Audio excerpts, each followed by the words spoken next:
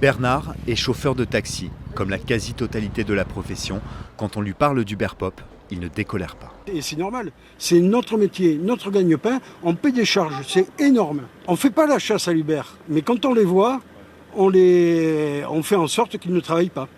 Mais parfois, l'intimidation va bien plus loin. Ce chauffeur Uberpop a été agressé, c'était en décembre dernier, avec une cliente, à 3h du matin. Ils ont des petits pinces pour couper les valves, pour crever les pneus. Ouais. Alors moi je suis sorti, il m'a gazé. Ah, ils vous ont gazé? Gazé. Il m'a même pas laissé parler. Il m'a gazé la première, aussi le deuxième et aussi le troisième. Quand vous voyez comment ils font, c'est guet-apens. On conduit avec une boule ici. Selon le groupe Uber, des dizaines de chauffeurs auraient ainsi été agressés en France. Mais le service a beau être interdit par la loi, à Bordeaux, il ne faut que quelques instants pour commander un chauffeur. En plus, vous êtes mon premier client, donc j'en ai entendu parler à la télé. Et c'est vrai que c'est tentant d'arrondir ces fins de mois comme ça.